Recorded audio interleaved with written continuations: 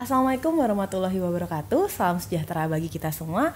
Om Swastiastu, Namo Buddhaya, salam kebajikan. Kembali lagi ke podcast kita Simba Dosi, Sinau Bareng Dokter Polisi. Nah, hari ini kita akan membahas tentang kedokteran kepolisian sama pakar ya pastinya ya. Dengan saya hari ini Dr. Nadia sebagai host. Kita akan kumpas tuntas tentang kedokteran kepolisian bersama langsung Kasubit Dokpol Bidokes Polda Jatim, AKBP Dr. Cornelius Bambang Widiatmoko, spesialis forensik sebagai narasumber kita pada hari ini. Mohon izin Komandan, mungkin selamat pagi. Selamat pagi Dr. Nadia. Bisa menyapa kita semua sekaligus memperkenalkan diri mungkin. Baik, selamat pagi sahabat dosi. Ya, perkenalkan saya Dr. Bambang Widiatmoko, spesialis forensik. Saya kebetulan menjabat Kasubit Dokpol Bidokes Polda Jatim. Mohon izin dok bertanya, mungkin sudah mendalami hal ini, sudah berdinas berapa lama kira-kira dokter? Untuk di bidang saya kedokteran forensik, saya sudah sekitar 8 tahunan ya. Oh sorry, malah 9 tahun. Nah berarti kita ini udah sama pakar yang berpengalaman sekali ya. Langsung aja dokter, mungkin kita langsung ke materi aja dok. Sebenarnya Dokpol itu apa sih dok? Jadi gini Dr. Nadia, kalau kita bicara Dokpol itu bagian dari Bidokes, bidang kedokteran dan kesehatan. Di sini ada dua subit. Yang pertama Subit Kespol, itu yang menangani kesehatan kepolisian. Jadi untuk personil, ngurusi kesehatan personil. Kemudian yang kedua tentang kedokteran kepolisian. Kedokteran kepolisian ini mempunyai tugas atau fungsi untuk mendukung menggunakan segala macam pengetahuan tentang medis, teknologi tentang medis untuk mendukung fungsi kepolisian, misalnya serse, intel atau yang lain juga kita bisa menggunakan ilmu kedokteran untuk mendukung fungsi-fungsi mereka. Baik dok, berarti menarik sekali ya. Mungkin di sini yang sahabat-sahabat belum tahu nih, sebenarnya apa sih dok kayak tugas dan fungsinya Dokpol ini sampai dibutuhkan oleh bidang-bidang kepolisian tadi dokter bilang. Intel, serse ini sebenarnya kita sebagai dokter tuh di polisi ngapain dok? Ngapain jadi Dokpol gitu? Jadi kita ambil contoh aja misalnya reskrim. Itu misalnya ada kejadian misalnya pembunuhan atau tindakan pidana yang lain gitu ya, di mana di situ ada korban. Nah di situ dibutuhkan kedokteran forensik. Oh iya dok. Ya. Jadi artinya ada ilmu kedokteran di situ dibutuhkan. Baik, untuk membantu bagaimana mengungkap sebuah perkara di kasus pembunuhan atau kasus susila atau kasus-kasus yang lain. Kemudian intel juga begitu, misalnya ada penyelidikan atau mereka kan intel tuh mengawasi sesuatu. Nah kita bisa diminta bantuan dalam penyelidikan itu. Wah menarik sekali ya dok ya. Tapi sebenarnya di Dokpol ini ada ini nggak dok, pembagiannya mungkin unit-unit tertentu gitu dok? Oh ya, secara garis besar kita dibagi 3 ya, kedokteran forensik. Kedokteran forensik yang tadi ya, kita membantu untuk membuat terang sebuah perkara, menegakkan hukum atau nanti di sidang peradilan seperti itu. Kemudian ada DVI, unit kita DVI. Sering dengar nih kita ya dok ya.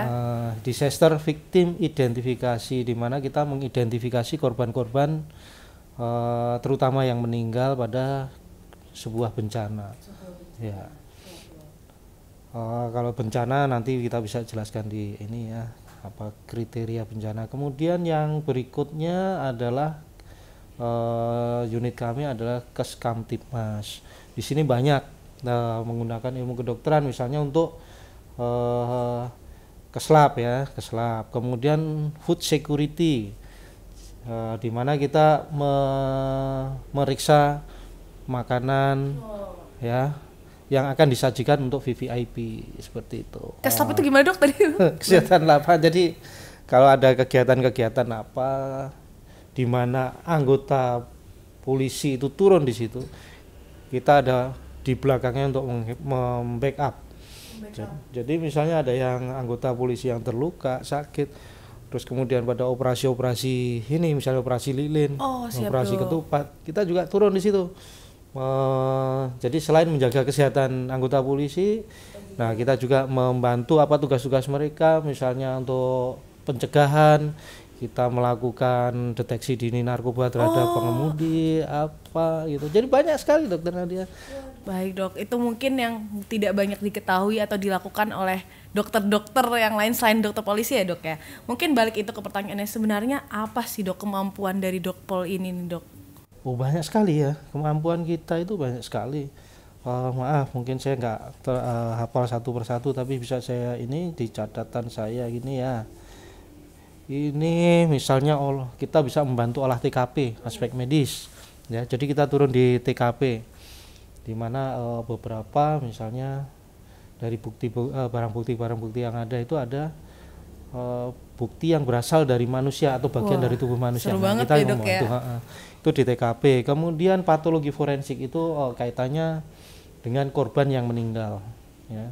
Ya, misalnya otopsi seperti itu atau pemeriksaan terhadap korban, pemeriksaan di bagian tubuh korban itu kita ini. Kemudian antropologi itu terkait dengan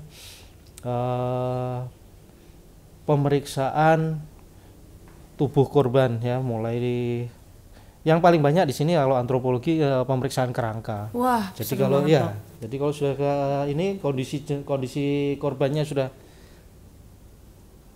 dekompos ya sampai apa namanya istilahnya udah nggak ada daging skeletonisasi ya, tinggal tulang begitu. Itu bisa nanti kita menggunakan ilmu anatomi di situ. Seru banget ya Dok sebenarnya kalau dan bisa. Masih banyak lagi ya, odontologi misalnya ini sering ya, ada dokter gigi.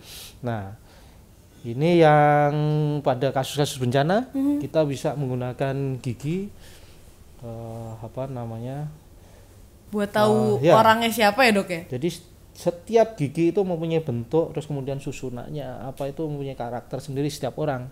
Nah itu bisa dipakai, itu mirip dengan sidik jari. Wah, jadi kemungkinan duplikasinya kecil sekali. Banyak DNA juga sering kita pakai. DNA. Terus kasus yang beberapa waktu yang lalu sangat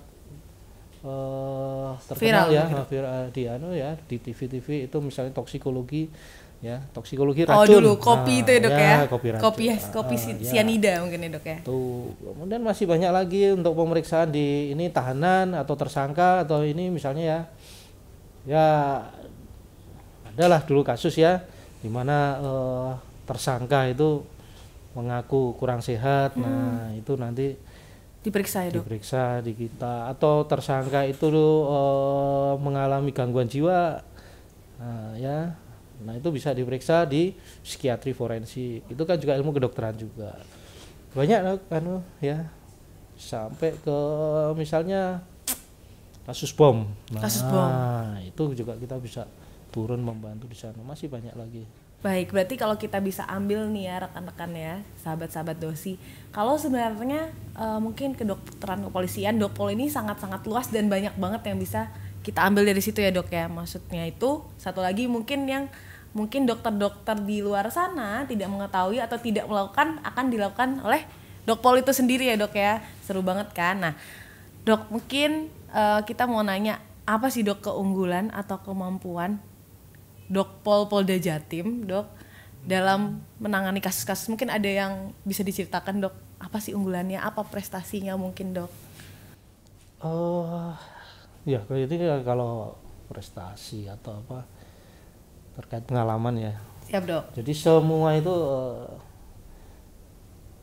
berkembang karena pengalaman. Jadi misalnya dulu ada kasus kapal tenggelam, kapal imigran ya, tenggelam 2011. Kemudian Air Asia 2015 ya. Terus Semeru. Ya, itu masing-masing punya cerita sendiri-sendiri ininya ya. Semeru itu bagaimana lahar panas itu bisa menutup korban. Nah, itu ada ceritanya sendiri. Terus Air Asia yang tenggelam.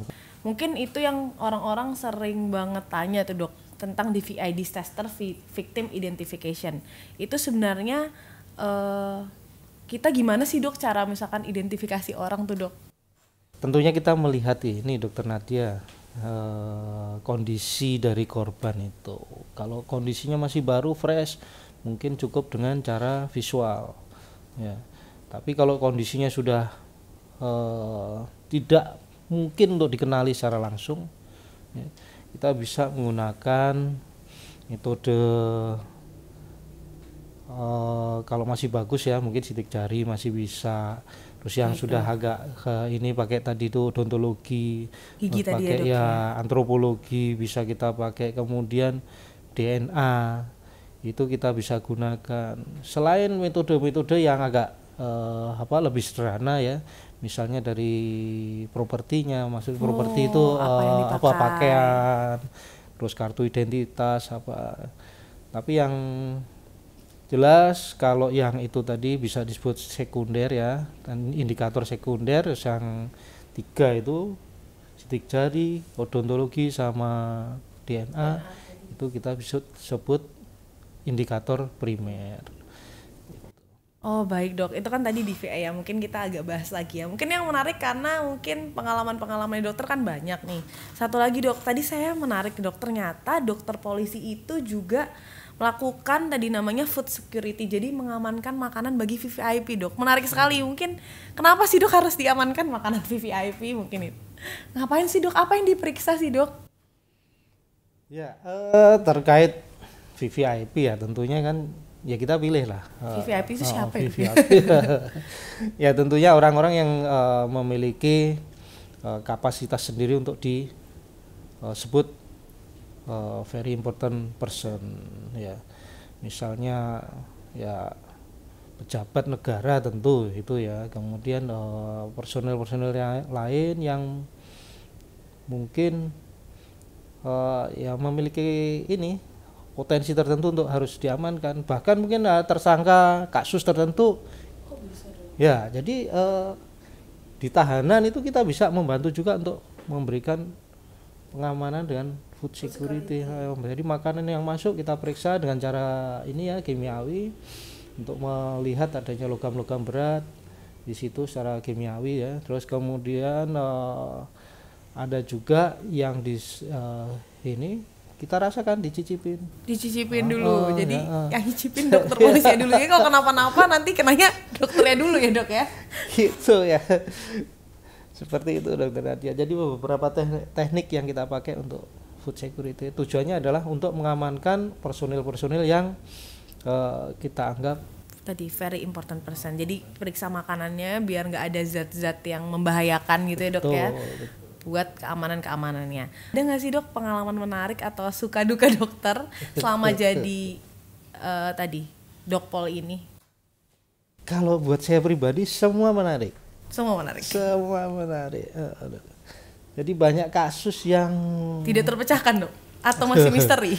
Ya, ada yang akhirnya, tapi kebanyakan rata-rata terpecahkan Dokter Nadia. Ada 1-2 yang memang di pengalaman saya tidak terpecahkan, tapi lebih banyak itu di lapangannya yang apa ya istilahnya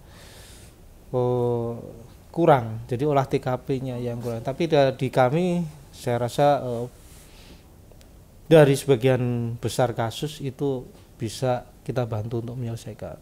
Baik dok, mungkin bisa kita simpulkan ya teman-teman, ternyata dengan ilmu-ilmu kedokteran kita bisa membantu tugas-tugas kepolisian yang tadi dibilang intel, sersa dan lain-lain, sampai olah TKP, aspek medis pun ada. Jadi untuk ada kasus-kasus tuh ternyata kedokteran tuh berfungsi juga di situ.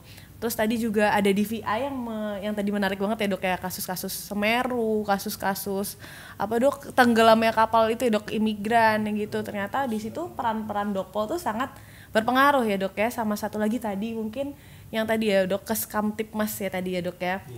Kesehatan, keamanan dan ketertiban masyarakat yang tadi contohnya adalah food food security ya. Ternyata sebenarnya tugasnya banyak, tapi cukup menarik karena mungkin tidak bisa ditemukan di tempat lain ya. Jadi teman-teman, rekan-rekan sekalian, kalau misalkan ada yang penasaran, boleh banget nanti kalau mau tanyanya di kolom-kolom YouTube ini, atau silahkan hubungi media sosialnya Bidokes Polda Jatim. Baik dok, untuk diakhiri dok ya, mungkin ada pesan untuk sahabat-sahabat dosi?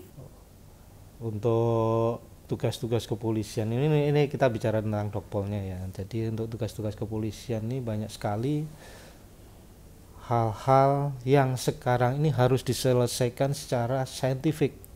Jadi merubah paradigma. Nah, disinilah peran dari dokpol. Ya, kita termasuk salah satu fungsi yang menggunakan cara-cara saintifik untuk mengungkap sebuah perkara. Secara ilmu ya dok, ilmu pengetahuan secara medis itu. Iya. Jadi diperlukan sekali banyak tenaga-tenaga atau ahli, terutama kalau di dokpol ya tentunya dokter atau tenaga medis untuk bisa masuk membantu kami. Iya, silakan ya. Silakan. Sahabat-sahabat. Jadi teman-teman atau sahabat-sahabat dosi yang mungkin masih remaja, masih ini ya, yang udah jadi dokter, yang udah jadi mempunyai basic medis itu betul. Bisa silakan melalui Dokter Nadia yang rekrutmen ya. Ya mungkin bisa dikepoin ya, nanti di selanjutnya kita akan membahas mungkin lebih banyak tentang kedokteran kepolisian, kesehatan polisian, tentang apa sih dok fungsi-fungsi dokpol ini. Jadi baik kemudian terima kasih banyak sudah menyempatkan hadir dan pastinya memberi banyak info dan pastinya banyak ilmu kepada kami semua. Semoga bermanfaat bagi kita semua. Nah, kepada sahabat-sahabat dosi yang pastinya punya pertanyaan atau masukan atau saran, silakan komen di bawah ini. Silakan cek media sosialnya, berikan komen, saran atau masukan, dan pastinya jangan lupa di-subscribe ya. Terima kasih, sampai jumpa lagi di acara Simba Dosi Sinau bareng dokter polisi dengan topik-topik yang pastinya lebih menarik lagi.